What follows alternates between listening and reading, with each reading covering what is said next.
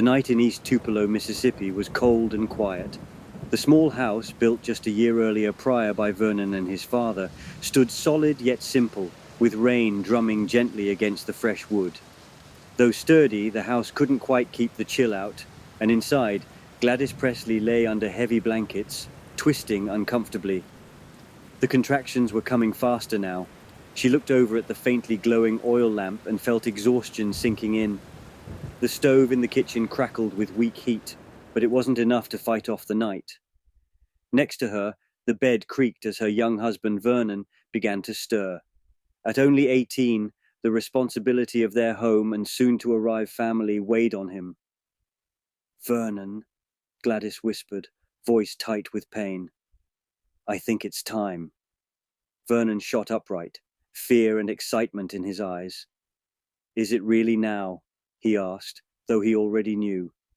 She nodded, and he grasped her hand. "You need to get your mother and call doctor." Without hesitation, Vernon jumped from the bed, quickly pulling on his clothes. 1,000 thoughts raced through his mind, but one thing was clear. He had to move fast. He tugged on his boots and hurried into the cool, rainy night, dashing over the wet grass toward his parents' house next door. Inside his parents' home, only the quiet creak of floorboards could be heard until Vernon banged on the door. "Mama! Papa!" he shouted, pounding with urgency. His heart pounded as hard as his fists. The door opened slowly, revealing Jesse D. Presley, Vernon's father, disheveled and half asleep. "What's going on, Vernon?" "It's time," Vernon gasped. "Gladys is having the baby. Hurry!" Jesse quickly woke his wife, Minnie May, who threw an old grey robe over her nightdress without a word. She was small and slight, but her calm gaze said everything. She knew what to do. Minnie May entered the little house, immediately sensing the weight of the moment.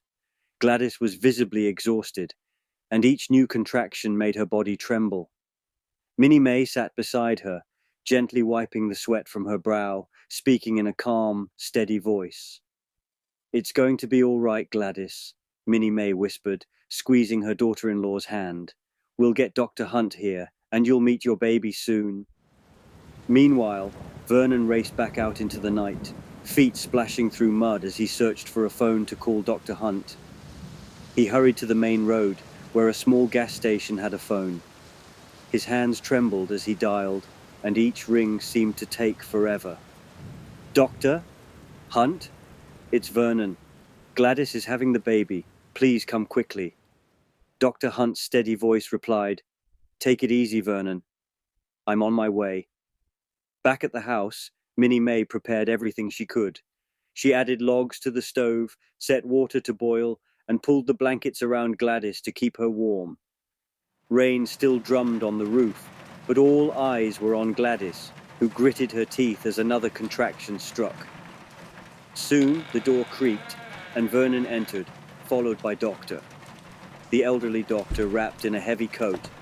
He moved slowly, as if he had all the time in the world, his eyes shining with a calm reassurance.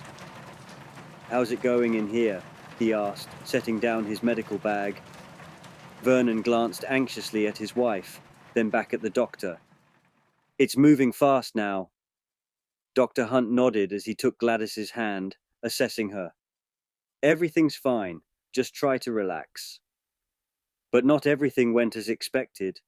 When the first baby arrived, the silence was awful. No cries, no movement. Jesse Garron Presley was born, but he never took a breath. The room felt heavy with grief, but there was no time to mourn. Gladys looked desperately at Doctor. "Hunt. There's more. I can feel it. There's another baby." Dr. Hunt shook his head. "I don't think there's another. I've delivered plenty of babies, Gladys. I'd know if there was a second one." But Gladys insisted, and she was right. After a long, painful labor, the second baby entered the world. This one was alive, a tiny boy with soft, dark curls. It was 4:35 in the morning, and Dr. Hunt noted in his journal, "Elvis Aaron Presley." Vernon looked down at the tiny boy in his arms, a sigh of relief escaping him. He looked at Gladys, who was smiling through her tears. The sorrow over Jessie lingered, but joy over Elvis began to fill the room. That night, in the little house, a legend was born. Elvis Presley would one day be known across the world, but that night he was simply a tiny baby in his mother's arms, and to Vernon and Gladys, he was everything.